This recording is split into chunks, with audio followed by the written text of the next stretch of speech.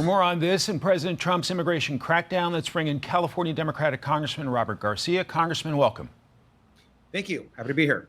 President Trump's handling of the border crisis is getting high marks in the Fox poll. 56% approve, 43% disapprove. What's your reaction to that and the arrest of 68 suspected Tren de Aragua gang members? Well, I think first, let's be look at the facts. I think obviously border crossings were already coming down the last year of Joe Biden's presidency. I think Donald Trump has continued that. Look, we agree, by the way, Democrats and Republicans, that people that are here that are causing crimes, that are here illegally causing mayhem and causing crimes should absolutely be deported, and the justice system should absolutely take its course. The bigger part of this, what's concerning, of course, is that we also know that other people are getting actually swept up.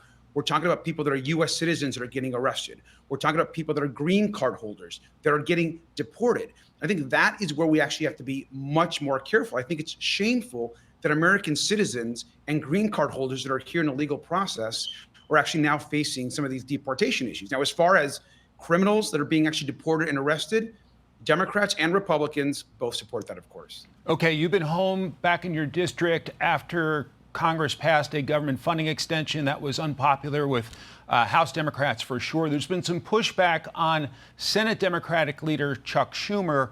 Here's Colorado Senator Michael Bennet on that. It's important for people to know, when it's time to go. And we're going to have conversations, I'm sure, in the foreseeable future about all the Democratic leadership.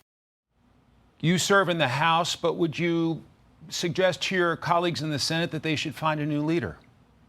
Well, that's going to be up to Senate Democrats, but I completely agree with majority of the Democrats in the Senate that what happened was shameful, did not actually help us at this moment that we're really in a crisis, and that essentially that budget resolution document essentially gave Donald Trump and Elon Musk the ability to continue, in many of our opinions, to continue to rain havoc in our federal agencies, to take away programs, to damage some of our departments that are so important, like the Department of Education and others. And so I agree with the majority of Senate Democrats that did the right thing. We should have negotiated a shorter term budget resolution and actually worked through some of these issues.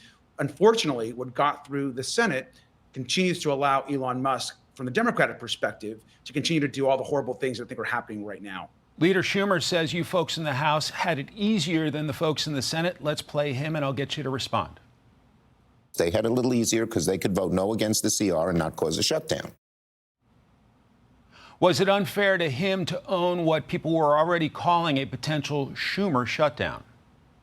No, I think the unfortunate part is that I think that Senator Schumer did absolutely the wrong thing, and he should have stood strong with our leader, Hakeem Jeffries, vast majority of Democrats in the House and the Senate, and folks across the country that wanted a better budget deal and resolution. And unfortunately, I think what Senator Schumer and the leader actually allowed to go through is going to actually harm working families in this country, which is why we were so opposed.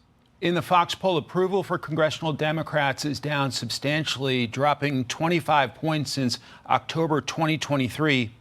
How do you turn it around?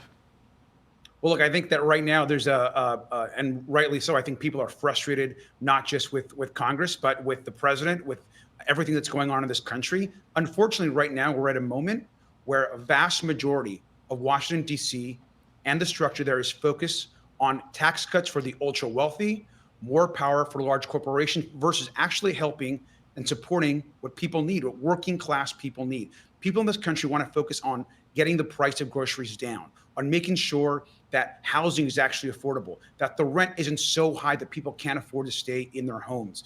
Those are the issues that Americans care about, not attacking minority groups, not attacking LGBTQ people. The focus should be on why billionaires continue to get richer in this country while working people continue to struggle and not get by. And I think until we focus on those issues, those poll numbers are not ever going to increase. But brief follow-up, if the tax cuts expire, doesn't that hurt everybody? Won't it be a massive tax increase on everybody?